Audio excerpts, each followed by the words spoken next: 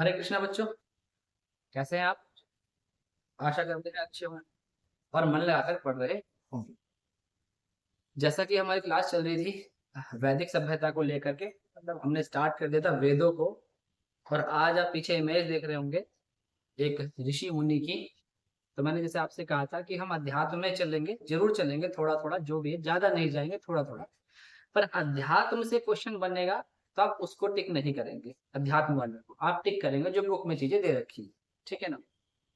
तो जैसे कि अगर आप पीछे देखें तो मैंने जो ये इमेज ले रखी है, ये हमारा ऋषि मुनि है वेद व्यास। इनका क्या नाम है? वेद व्यास। ठीक है। अब क्यों मैंने इनकी इमेज ली है और क्यों मैं वेद व्यास जी के बारे में आपको बताना चाहूंगा, तो उसके लिए हमारा जो टॉपिक चला ना वैदिक सभ्यता, वो वैदिक सभ्यता में कौन आर्य थे, उन आर्य को थोड़ा सा अध्यात्म से जोड़ के किससे? अध्यात्म, अध्यात्म का भक्ति मार्ग से। समझ में आ रहा है आप लोगों को? है ना? तो ऋषि मुनि अच्छे से दिख रहे हैं, पहले देख लो। ऋषि मुनि बढ़िया दिख रहे हैं, सही दिख रहे हैं बच्चों तुम्हें ऋषि मुनि? है? ठीक है। तो इन ऋषि मुनि के बारे में बात करने से पहले मैं आपको स्ट्रक्चर बताता हूँ आज की क्लास की।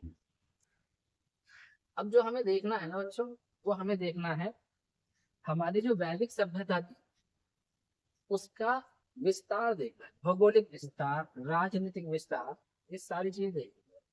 आप इस वाले उसको देखना, जरा चार्ट को देखना, पूरा देखना है। ये बताओ पहले, ये गेट बंद कर।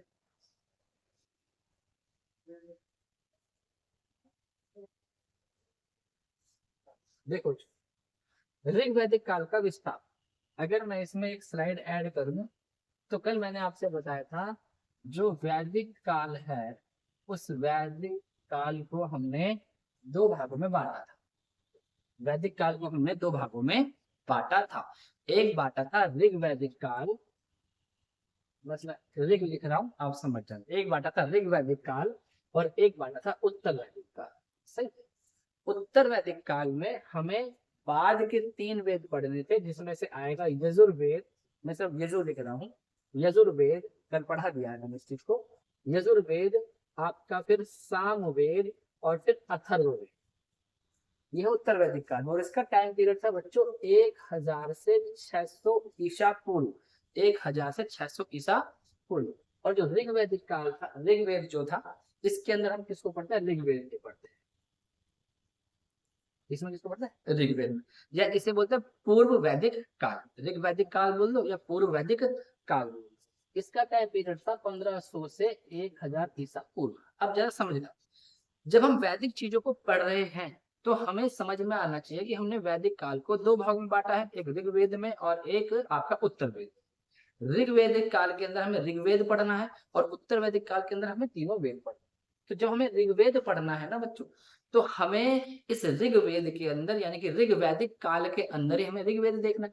तो पूरा ऋग्वैदिक काल का पहले हम एक खाका तैयार करेंगे कि ऋग्वैदिक काल में यानी कि 1500 से 1000 तक इस ये जो काल था, इस काल में जो लोग रहे थे, जैसे मैंने कहा था आर्य लोग यहाँ रहे थे, तो जो लोग यहाँ रहे थे उनका भौगोलिक विस्तार कहाँ से कहाँ तक था? भौगोलिक मतलब ज्योग्राफिकल एक्सटेंशन, यानी कि ऋग्वैदिक काल के लोग किस किस प्रदेश में बसे थे। जैसे कोई आपसे ये पूछता है, आप लोग जहां भी जाते हो घूमने फिरने, तो पहले क्वेश्चन आपसे कहता है भाई आप कहाँ के रहने वाले हो? तो आप बताते हैं कि हम मेरठ के हैं या हम दिल्ली के रहने वाले हैं या महाराष्ट्र के रहने वाले हैं, ऐसे बताते हैं अपनी जगह को। तो इसी प्रकार से जब ऋग्वैदिक काल के लोगों का जिक्र आएगा तो ये नहीं पूछा जाएगा कि भाई ये ऋग्वैदिक काल के लोग कहाँ रहते थे, तो जहां ये रहते थे उस जगह का क्या नाम था। तो जब हम किसी की जगह के बारे में बात करते हैं तो उसको बोलते हैं उसका भौगोलिक विस्तार या उसका राजनीतिक विस्तार। ठीक है, उसका भौगोलिक विस्तार। तो हम क्या करेंगे, इस ऋग्वेद का हम देखेंगे पहले भौगोलिक विस्तार। क्या देखेंगे हम इसमें? पहले भौगोलिक विस्तार। इस भौगोलिक विस्तार यानी कि ज्योग्राफिकल एक्सटेंशन में हम क्या देखेंगे कि ऋग्वेद के लोग कहाँ पे रहते थे। फिर हम देखेंगे इनका आर्थिक, आर्थिक मतलब इनके पास साधन क्या थे कमाई के। फिर हम देखेंगे इनका धार्मिक जीवन कि ये किसको पूजते थे। फिर हम देखेंगे इनका सांस्कृतिक जीवन कि ये इनका कल्चर कैसा था। जब हम इन सारी चीजों को देख जाएंगे तब हमें पता चल जाएगा, अच्छा भाई ऋग्वेद के लोग ऐसे रहते थे। फिर उसी के अंदर हम पढ़ेंगे कि ऋग्वेद के जो लोग होते थे वो लोग किस प्रकार से किस किस देवता की पूजा करते थे। फिर फैक्चुअल पॉइंट करेंगे। तो पहले हम सिर्फ खाका तैयार करते हैं इसका, ऋग्वेद का। समझ में आया? मैंने क्या बताया कि हम अगर कहीं पे भी जा रहे हैं तो सबसे पहले क्वेश्चन कोई यही पूछता है कि आप कहाँ है, ठीक है, फिर करते क्या है ना, अच्छा आपका कल्चर कैसा है, ठीक है, इस तरीके से, और आपका धर्म क्या है। तो ये चार चीजें आपको पता होनी चाहिए। समझ में आ रही बात है? तो इसी के लिए मैंने आपको ये वाला स्लाइड बनाया है कि ऋग्वैदिक काल का विस्तार। अब ऋग्वैदिक काल का विस्तार का मतलब है जो हम 1500 से 1000 ईसा पूर्व तक के कालखंड को देख रहे हैं, वो कालखंड कैसे कैसे पनपा था 1500 से 1000 वर्ष। तो ऋग्वेद का काल के विस्तार में सबसे हम पहले देखेंगे भौगोलिक विस्तार, यानी कि ऋग्वेद के लोग कहां से कहां तक रह रहे थे। दूसरा हम देखेंगे राजनीतिक विस्तार, इनका राजनीतिक विस्तार कैसा था, यानी कि राजनीतिक इकाइयां कैसी थी, राजा था या जो प्रजा थी उसे क्या कहते थे, इस तरीके से, ठीक है। फिर हम देखेंगे इनका आर्थिक, आर्थिक नहीं है बच्चों, ये है आर्थिक, इंटरनल नहीं है, ये आर्थिक है, इकोनॉमिकल, ये इकोनॉमिकल है, इसे ठीक करना, ये आर्थिक है बच्चों, आर्थिक विस्तार इनकी इकोनॉमिकल एक्सटेंशन, इसे ठीक कर लेना, ये मिस्टेक से हो गया है, आर्थिक लिख दिया, आर्थिक है, आर्थिक विस्तार है। आर्थिक मतलब कमाई के कैसे साधन थे, ठीक है। फिर देखेंगे सामाजिक विस्तार, समाज कैसा था, पितृसत्तात्मक था या मातृ सत्तात्मक था, है ना, ये समाज देखेंगे। फिर हम देखेंगे इसका धार्मिक विस्तार, यानी किस धर्म की पूजा करते थे, इस तरीके से हम चलेंगे। तो आज जो हमारा क्लास होगी ऋग्वैदिक काल, यानी 1500 से ऋग्वैदिक काल 1500 से 1000 ईसा पूर्व तक का जो ये समय था, इसका भौगोलिक एक्सटेंशन क्या है, यानी कि ऋग्वैदिक काल के लोग कहां से कहां तक फैले थे। अब जरा इसके भौगोलिक विस्तार को समझने से पहले आप दो तीन मैप समझ लो। जैसे वो दो तीन मैप समझ लोगे ना तो आपको सारी चीजें समझ में आ जाए, ठीक है। जैसे मैं इसमें एक पॉइंट बताता हूँ आपको कि ऐसा कहा जाता है कि जो ऋग्वैदिक काल के लोग थे, यानी कि ऋग्वैदिक आर्य जो थे, ऋग्वेद में जो लोग रह रहे थे उन्हें हमने आर्य कहा था। अभी बताऊंगा मैंने आर्य कैसे आए, आर्य कहाँ रहते थे, इनके बारे में अभी बताऊंगा। अभी पहले इसे सुनो, ऋग्वेद में जो लोग रह रहे थे उन्हें आर्य कहा था।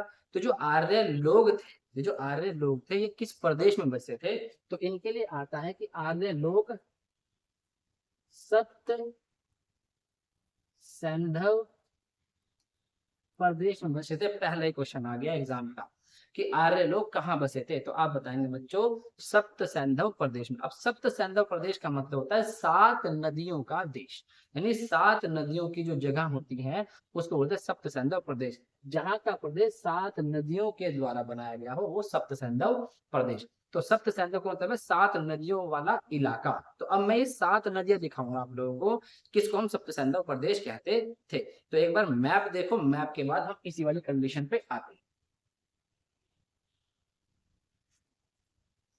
देखो पहले ये देखो क्या ये मैप ठीक दिख रहा है आप लोगों को? ठीक है। अब इसमें ना आपको समझ में नहीं आ रहा क्योंकि यहाँ पर ये देखो ये वाली जो रिवर है ये है इंडस रिवर, ये लिखा हुआ है यहाँ पे सिंधु नदी, सिंधु दिख रहा है, एक बार देखें कैमरे में देखना बच्चों, एक बार सिंधु दिख रहा है, ठीक है, ये है सिंधु नदी, है ना।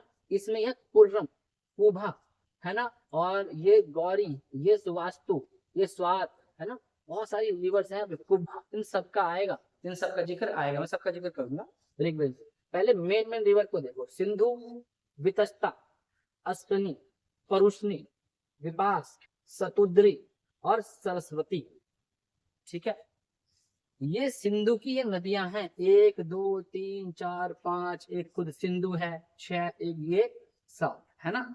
तो अस्कनी विस्तस्ता, इसमें अस्कनी दे रखी है, दे रखी है, वितस्ता दे रखी है, दे रखी है, परुष्णी दे रखी है, विपासा विपासा विपासा विपासा दे रखी है, विपासा विपासा, सतुद्री सतुद्री दे रखी है, सतुद्री सतुद्री सतुद्री दे रखी है, वितस्ता होगी, अस्कनी हो गई, एक बार काउंट करते 1 2 3 4 5 हो गई, ठीक है। सरस्वती दे रखी है 6 हो गई, सिंधु दे रखी है 7 हो गई। अब ध्यान से देखना बच्चों सभी जगह, वितस्ता नंबर 1 डाल दिया,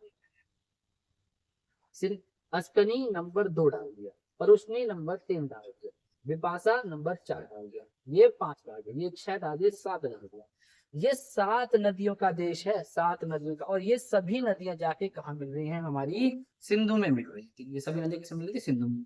तो ये जो नदियां हैं हमारी, ये जो नदियां हैं, इन नदियों के आसपास में बसे थे आर्य, और इन्होंने पूरा ये भाग कवर कर लिया था, ये पूरा का सारा उत्तर भारत, ये पूरा इन्होंने कवर कर लिया था, और इसीलिए भारत का एक नाम दिया था आर्यावर्त। आर्यावर्त, ये मार्कर दिख रहा है क्या, मैं दूसरा मार्कर देता हूँ। अभी आप सोचोगे एकदम भैया ने आर्यावर्त कैसे बता दिया, अभी आर्यावर्त क्लियर करता हूँ। आप पहले इस चीज को देखो, पहले नदियां देख ली, फिर आर्यावर्त बताता हूँ, और सबसे अंदर प्रदेश बता। आर्यावर्त, आर्यावर्त थोड़ी देर में डिस्कस करते हैं। अब तो जैसे मैंने कहा कि लिख के बताऊंगा मैं आप लोगों को, तो चले, मैंने कहा था कल भी क्लास लंबी चले, पर समझोगे तो मजा आएगा यार, बहुत मजा आएगा। हम क्या बता रहे हैं, सप्त सैंधव प्रदेश। सप्त सैंधव प्रदेश जो था वो 7 नदियों से मिलकर बना हुआ था। तो सप्त सैंधव प्रदेश में कौन कौन सी 7 नदियां थी, उनको देखो। पहली थी वितस्ता, पहली थी वितस्ता, वितस्ता, ये मार्कर ठीक दिख रहा है, वितस्ता। फिर देखो अस्कनी, फिर देखो परुष्णी, फिर देखो बिपाशा, फिर देखो सतुद्री, सॉरी 5 नंबर है सतुद्री, फिर देखो आप सरस्वती 6, और सिंधु 7। ठीक है, तो ये 6 नदियां और एक सिंधु नदी 7, ये 7 नदियां मिलकर बनाती सप्त सैंधव प्रदेश। और सप्त सैंधव प्रदेश में ही बसे थे कौन, ऋग्वेद के लोग, और इन्हीं लोगों को आपने कहा था आर्य। तो ऋग्वैदिक आर्य इन्हीं कहा था ना, तो ऋग्वेद के लोगों को क्या कहता, ऋग्वैदिक आर्य।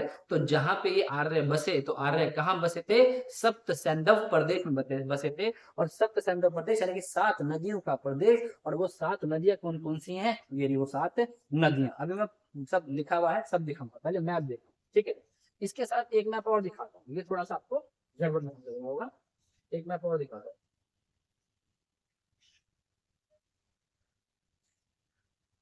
इसको हम छोटा करते हैं, और दूसरा मैप देखते हैं, इसे रखेंगे।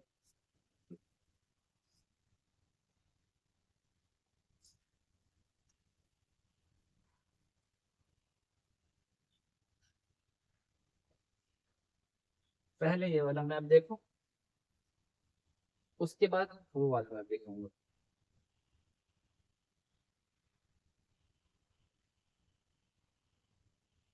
ये देखो, ये दिख रहा है मैप ठीक से, है ना, इसे ज्यादा मैं बड़ा नहीं करना, आप इतना नहीं देखो, चलो कर देता हूँ। देखो, ये इंडस रिवर है ना, तिब्बत के आसपास से निकलती है ये। तो ये इंडस रिवर, जैसे सिंधु नदी बोला था, ये सिंधु नदी, और ये पाकिस्तान से होती हुई अरब सागर में गिरती है। कौन सी है ये, इंडस रिवर।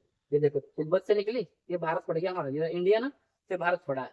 तो ऐसे भारत में एंट्री करती हुई, ऐसे भारत में एंट्री करती हुई पाकिस्तान में जाती हुई कहाँ गिरती है, अरब सागर।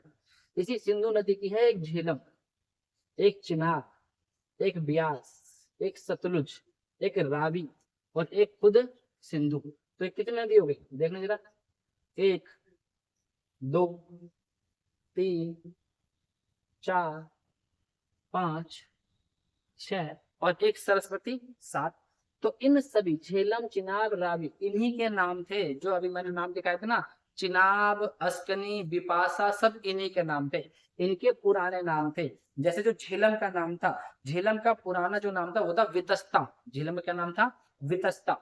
ऐसे जो चिनाब है, चिनाब का जो पुराना नाम था वो था आपका अस्कनी, क्या था, अस्कनी। ऐसे ही जो ब्यास नदी है इसका था विपाशा, ऐसी जो सतलुज नदी है इसका था सतुद्री, ऐसी जो रावी नदी है इसका था परुषणी, है ना, और सिंधु का तो सिंधु था ही, और सरस्वती का सरस्वती था ही। ठीक है, तो इन नदियों के पुराने नाम ये थे, तो जो पुराने नाम थे वो मैंने आपको दिखाया था। तो इन वाले यानी कि यहाँ पर आ रहे, तो आर्य कहाँ तक बसे, यहाँ तक बसे। तो इसको कहा कि आर्यों का जो प्लेस था वो था सप्त सैंधव प्रदेश। आया समझ में, तो ये समझ में आई होंगी बातें। अब ये वाला मैप देख लो एक बार, जो मैंने आपको पहले दिखाया था। अब देखो दोस्तों,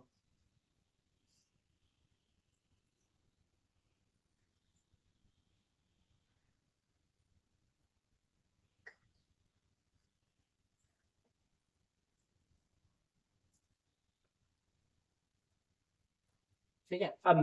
अब देखेंगे आपको सारी नदी, ये लेना सिंधु, नितस्ता, अस्कनी, परुष्णी, विपाशा, सतुद्री, सरस्वती और सिंधु।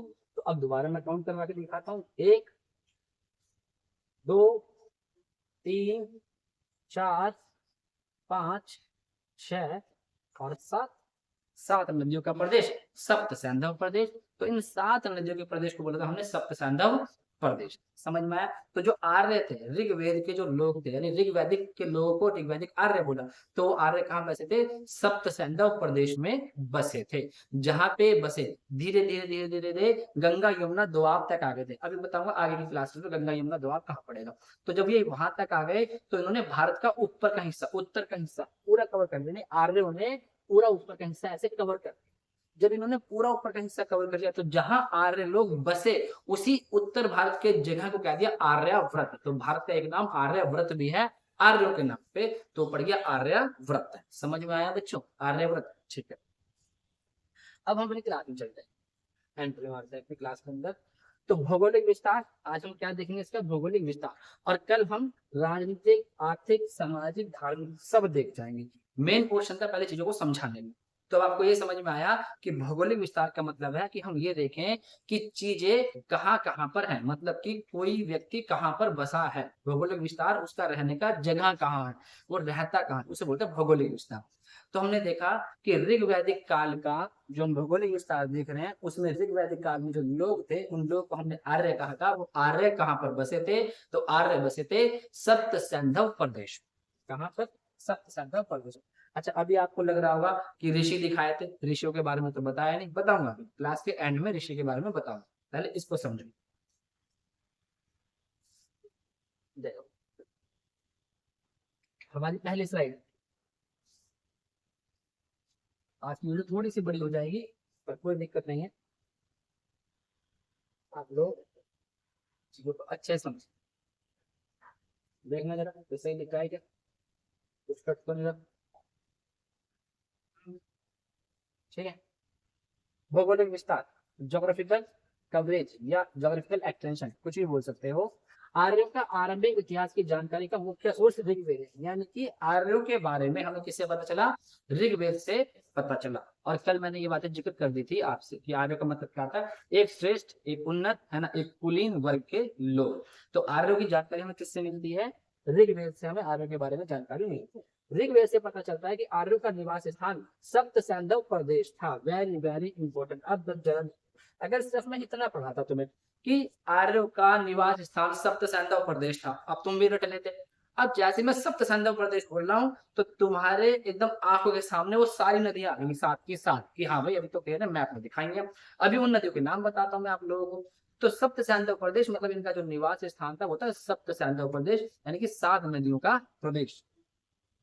सप्त सैंधव का अर्थ है 7 नदियों का क्षेत्र। तो 7 नदियों के क्षेत्र को बोलते हैं सप्त सैंधव प्रदेश। ठीक है, आगे देखो, ये रही वो 7 नदी, ये वो 7 नदी। अब देखो, और मैंने मैप में दिखा दिया आप लोगों को, पीछे मैप भी बना रखा है। अगर देखें तो पीछे हमने मैप बना के दिखाया आपको कि आप लोगों को बिल्कुल भी कहीं से कहीं तक भटकना ना पड़े। देखो ध्यान से,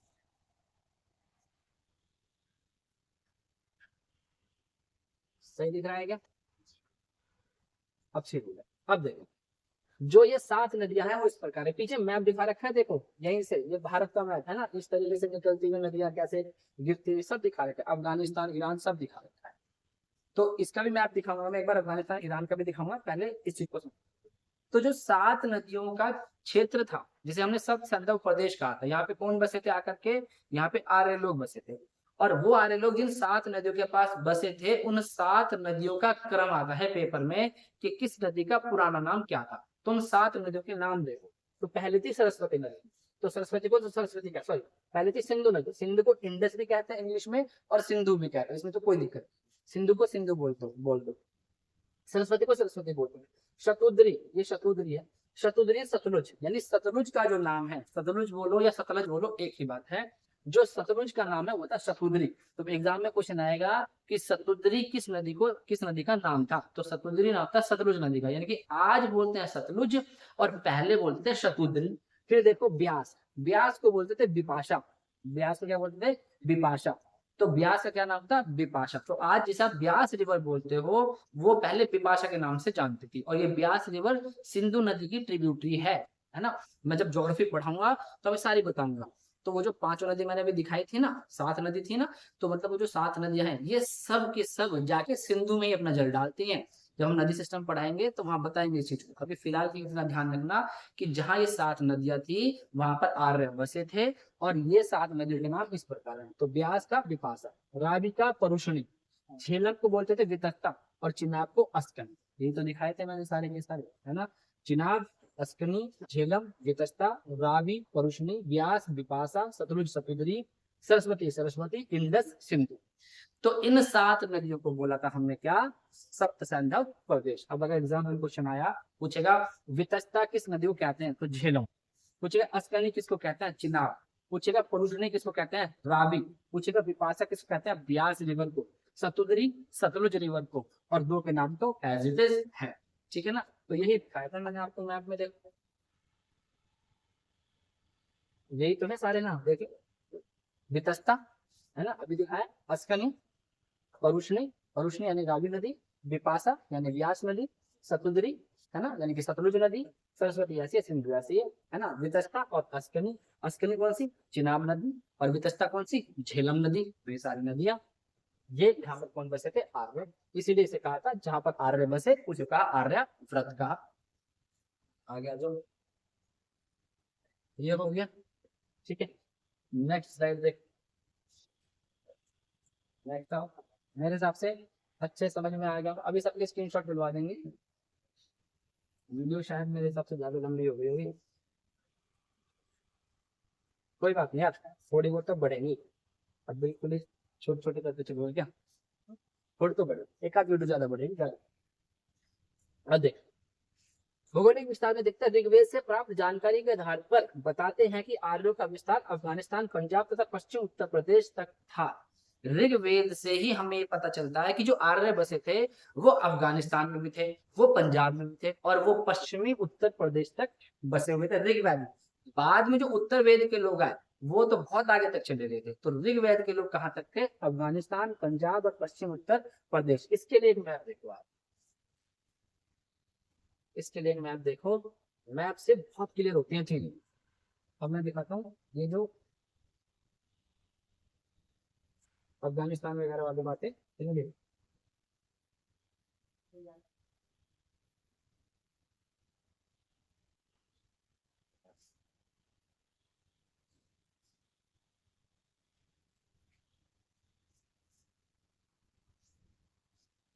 जी हाँ, बढ़िया एकदम। मैंने आपके लिए ही डाल रखा था मैप। और भारत के रिलेशन भी है हमारे ईरान के साथ। करंट की न्यूज है। जब मैं करंट पढ़ाना शुरू करूंगा तब बताऊंगा आपको इन चीजों के बारे में। पहले फिलहाल के लिए इसे देखने एक बार।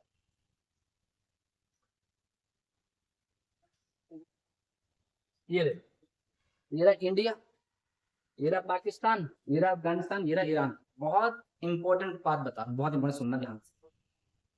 जब सभ्यताओं का विकास हो रहा था तो ये कहते हैं जब धीरे धीरे जब सभ्यताएं बढ़ रही थी तो यही आर्य लोग, कुछ कहते हैं कि यही आर्य लोग, एक बुक है नाम मैं भूल रहा हूँ, मैं उसको पढ़ रहा था, उसमें लिखा था कि यही आर्य जो लोग थे ये ईरान की तरफ भी जाके बस गए थे। और इन्होंने ग्रंथ लिखा था जैद अवस्था। यही वाली बात एक बुक में है, नाम मैं भूल रहा हूँ, मुझे याद नहीं, बता दूंगा, कल बता दूंगा क्या नाम था।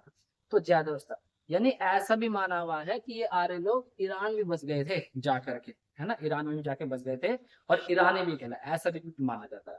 तो देखो अफगानिस्तान से ईरान लग तो रहा है। जब आ रहे यहाँ तक आ रहे हैं, थोड़ा सा दिमाग लगाओ ना, जब आ रहे यहाँ तक आ रहे हैं अफगानिस्तान, तो ईरान नहीं जा सकते क्या? ईरान भी जा सकते हैं। तो अफगानिस्तान में, पाकिस्तान में, पंजाब, पंजाब रीजन और पश्चिमी उत्तर प्रदेश, ये पड़ता है पश्चिमी उत्तर प्रदेश। और यहाँ से निकल रही थी सिंधु रिवर, ए ऐसे, और जा रही थी कहाँ? अरब सागर में। और यहीं पे थी वो 5 रिवर इसकी, झेलम, चिनाब, रावी, व्यास, सरस्वती, यहीं पे, और सिंधु खुद एक 7वीं नदी थी, है ना। तो ये सारा प्रदेश किसका कहना है कि यहाँ तो बसे हुए थे। उसके अलावा ये अफगानिस्तान तक बसे हुए थे। तो अफगानिस्तान, पाकिस्तान, ये पंजाब पड़ता है और ये पश्चिमी यूपी पड़ता है, ये वाला रीजन। तो इस रीजन में इस रीजन में कौन बसे हुए थे?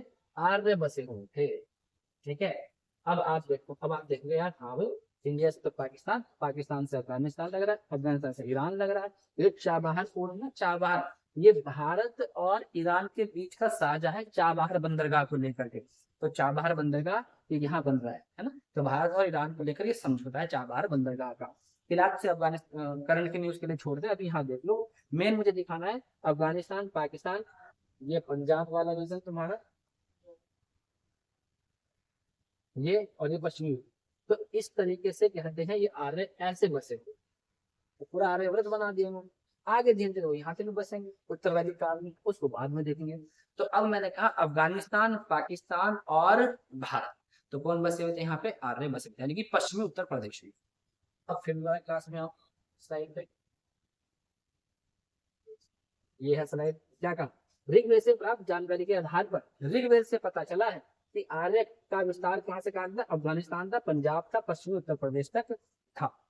सतलुज से यमुना तक का क्षेत्र ब्रह्मव्रत कहलाता था। ब्रह्मव्रत, ये जो सतलुज से यमुना तक है, इसे ब्रह्मव्रत कहते हैं। जो सतलुज नदी अभी दिखाई थी, और यमुना नदी थोड़ी सी और आगे आ जाए, है ना, थोड़ा सा और, यमुना नदी भी हम नदियों में पढ़ाएंगे। तो सतलुज नदी से लेकर यमुना नदी के क्षेत्र को ब्रह्मव्रत, ये माँ है, माँ, ब्रह्मव्रत कहलाता था। बीच के क्षेत्र को ब्रह्मव्रत कहा गया, यानी कि बीच का सतलुज से लेकर के, सतलुज नदी से लेकर, जैसे ये सतलुज नदी माने और ये यमुना नदी माने, तो इस बीच के क्षेत्र को ब्रह्मव्रत भी कहा गया है। कभी आ जाए कि ब्रह्मव्रत कौन सा क्षेत्र था, तो सतलुज और यमुना के बीच का, और यहाँ भी आर्य बसे थे।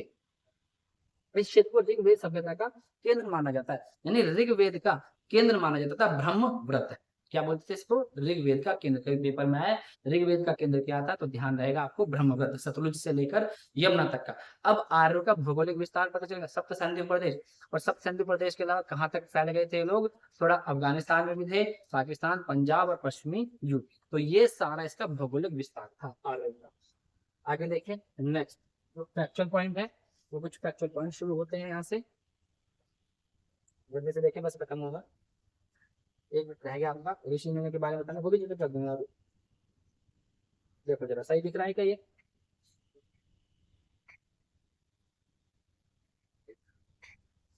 सही दिख रहा है क्या बच्चों को? ठीक है, अब देखो, गंगा यमुना के दोआब क्षेत्र एवं उसके सीमावर्ती क्षेत्रों पर भी आर्य ने कब्जा कर लिया था। धीरे धीरे धीरे धीरे आर्य अपना विस्तार बढ़ाते जा रहे थे। तो आर्यों ने गंगा यमुना के दोआब पे भी, गंगा यमुना जब नदियां बहती है उनके बीच का जो क्षेत्र था, वहां पे भी अपना अधिकार कर लिया था। गंगा यमुना रिवर भी दिखाऊं कल की क्लास में, गंगा यमुना रिवर दिखाऊंगा, अभी नहीं तो क्लास और ज्यादा लंबी हो जाएगी। उसके सीमावर्ती, उसके आसपास के क्षेत्र में सब पे अपना कब्जा, मतलब मान लो जहां तक वो बसे थे, अभी मैंने दिखाता सप्त सिंधु में, अब धीरे धीरे उससे आगे बढ़ना शुरू हो गए। धीरे धीरे जैसे समय बीतता गया, तो संपूर्ण उत्तर भारत पर आर्यों ने अपना विस्तार कर लिया, और जिसे आर्यव्रत कहा। जैसे जैसे समय बीता, इन आर्यों ने पूरे उत्तर भारत पर अपना क्या कर लिया? अपना कब्जा जमा लिया, और उसी को कहा आर्यव्रत। कहा था ना मैंने कि बताऊंगा आर्यव्रत कैसे नाम पड़ा, ऐसे पड़ा इनका आर्यव्रत। माने ये भारत है, तो ये उत्तर भारत पे पूरे पे कवर कर दिया और कहा आर्यव्रत। वैदिक साहित्य में 31 नदियों का जिक्र आता है। अब देखो यहाँ पर जब सप्त सिंधु प्रदेश हम देख रहे हैं, तो इसलिए हमें ये भी जानना जरूरी था कुछ फैक्चुअल पॉइंट में कि कितनी नदियों का जिक्र आता है। तो वैदिक साहित्य में 31 नदियों का जिक्र आता है, जिनमें से 25 नदियों का उल्लेख ऋग्वेद में है। और नदी सूक्त, सूरत नहीं है, नदी सूक्त है, नदी सूक्त ऋग्वेद के नदी सूक्त में, ऋग्वेद के नदी सूक्त, सूक्त है बच्चों, ये सूक्त, सूक्त ऋग्वेद के नदी सूक्त में 21 नदियों का जिक्र है। कहीं कहीं 19 नदियों का जिक्र भी मिलता है, तो आप उससे कंफ्यूज नहीं होना बिल्कुल भी। तो ऋग्वेद के नदी सूक्त में कितनी नदियों का जिक्र है? 21। वैसे कितने का है? 25। टोटल कितना है वैदिक साहित्य में? 31। ठीक है, इसी में नदियों का वर्णन है। और इन नदियों में ऋग्वेद के अंदर जिन जिन नदियों को महत्व दिया गया है, वो नदियां हैं गंगा, यमुना, सरस्वती। यहाँ देखो सबके नाम लिखे हैं मैंने, थोड़ी स्पीड तेज हुई होगी, पर कोई बात नहीं, आपको इतना तो समझ में आ गया होगा। ऋग्वेदिक साहित्य से पता चलता है 31 नदियां थी, जिनमें से 25 को ऋग्वेद में देखा गया, और ऋग्वेद के नदी सूक्त में तो 21 नदियों को देखा गया। और इनमें से जो महत्वपूर्ण नदियां हैं, उन महत्वपूर्ण नदियों को देखो अगर आप, तो महत्वपूर्ण नदियां हैं, सर्वाधिक महत्वपूर्ण नदी थी सिंधु। ऋग्वेद की सर्वाधिक महत्वपूर्ण नदी थी सिंधु। ऋग्वेद की सर्वाधिक पवित्र नदी सरस्वती, वेरी वेरी इंपॉर्टेंट। जब सप्त सिंधु प्रदेश में बसे थे, तो नदियों को लेकर क्वेश्चन बनेंगे। उन क्वेश्चन में बताएंगे कि सबसे जो इम्पोर्टेंट नदी थी उनकी वो थी सिंधु, अभी दिखाई थी। जो सबसे पवित्र नदी थी वो थी उनकी सरस्वती। इस सरस्वती नदी को यहाँ पे नाम इसने वो अलग कर दिया है। सरस्वती नदी को देवी तमा, देवी तमा, देवी तमा, और इसको बोलते थे माते तमा और नदी तमा। नदी तमा, माते तमा और देवी तमा, तीनों कहते थे। कभी पेपर में आएगा कि माते तमा किस नदी को कहते थे, तो सरस्वती नदी को। देवी तमा सरस्वती नदी को, नदी तमा सरस्वती नदी को। तो सरस्वती नदी को इन तीनों नामों से जाना जाता था और ऋग्वेद की सबसे पवित्र नदी थी सरस्वती नदी। ऋग्वेद में गंगा नदी का एक बार, जबकि यमुना नदी का 3 बार नाम आता है। ध्यान रखेंगे, गंगा नदी का एक बार और यमुना का 3 बार नाम आता है। किसमें? ऋग्वेद में। ऋग्वेद में हिमालय पर्वत का भी जिक्र है और इस पर्वत की एक चोटी मुजवंत, मुजवंत नाम है इसका, मुजवंत, इसकी एक चोटी मुजवंत का भी उल्लेख है। कभी आए मुजवंत का उल्लेख किसमें दिया गया है, तो बताएंगे ऋग्वेद। किसकी चोटी है? हिमालय की। तो यहाँ पर हमारा ऋग्वेद का भौगोलिक विस्तार पूरा होता है। कल हम जो बाकी 4 विस्तार हैं वो सब देखेंगे और धीरे धीरे, कुछ बच्चों को लग रहा होगा कि ऋग्वेद के 28 वो 1028 श्लोक तो बताए नहीं, सूक्त नहीं बताए, मंडल नहीं बताए, गायत्री मंत्र नहीं बताए। बताऊंगा, पहले एक बार इसका खाका कवर कर लो, फिर उसको ही बताऊंगा। समझ में आ रहा है? फिर उसको ही बताऊंगा कि यहाँ से जो क्वेश्चन आए वो ना छूटे आपके। फिर हम उस पर आएंगे, हर फैक्चुअल पॉइंट पे आएंगे हम इसके। क्लियर हुआ? अब मैंने कहा था मैं ऋषि मुनि के बारे में थोड़ा सा बताऊंगा। देखो, ये कहा जाता है कि भगवान ने, है ना, एक भगवान है, जैसे भगवान विष्णु मान ले या भगवान शिव मान ले, जैसे भी, तो कहा कि भगवान ने जो वेद दिए वो सुनाए थे। भगवान ने वेद सुनाए किसको? ब्रह्मा जी। और ब्रह्मा जी ने वो जो वेद थे वो सुनाए नारद जी को, और नारद जी ने वो वेद सुनाए वेद व्यास जी को। अब समझना ध्यान से। तो वेद जो थे पहले ना वो श्रुति पर थे, यानी सुनकर के कंठस्थ रखने पड़े वो। तो ब्रह्मा जी से भगवान से ब्रह्मा जी, ब्रह्मा जी से नारद, ये अध्यात्म की बात होगी। इसे क्लास से मत जोड़ना यार, है ना, इसमें इसे लिखना नहीं है। इसे अध्यात्म में तो बस यही बताना कि वेदों के बारे में हमें आर्यों से पता चलता है, ठीक है। और वेदों से ही, वेदों में ही जगत क्या होता है, आर्यों का मिलता है। हम इम्पोर्टेंट चीज समझना यहाँ से, जो अध्यात्म कहता है वो अध्यात्म क्या कहता है कि जैसे जिन गुरु को मैं मानता हूँ उनसे मैं पूछता हूँ तो बताते हैं चीजें इस प्रकार से। तो भगवान ने दिए किसको? भगवान ने वेद सुनाए किसको? ब्रह्मा जी। ब्रह्मा जी ने किसको सुनाए? बोलते हैं नारद जी। नारद जी ने वेद सुनाए वेद व्यास जी को, और वेद व्यास जी ने उन्हें स्क्रिप्ट फॉर्म में लिखना शुरू किया। तो वेदों को जो लिखा वो किसने लिखा? वेद व्यास जी ने उसे स्क्रिप्ट फॉर्म में लिखा। और फिर वही जो स्क्रिप्ट फॉर्म में लिखे वो आगे जाके ऋषि मुनियों ने उनको और बढ़ाया। और ये जो ऋषि मुनि थे, पुराने ऋषि मुनि, इन्हीं ऋषि मुनियों को कहा गया था क्या? आर्य, ऐसे कहा जाता है। इसमें इस प्रकार, तो आर्यों का इस प्रकार बताते हैं। कोई ब्रह्म ऋषि बताता है, कोई मध्य एशिया बताता है, कोई कुछ बताता है।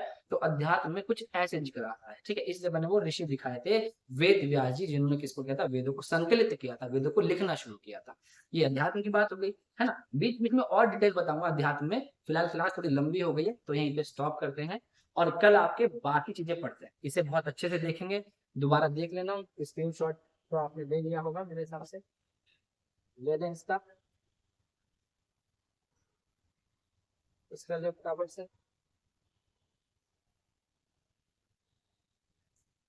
इसका ले, इसका ले।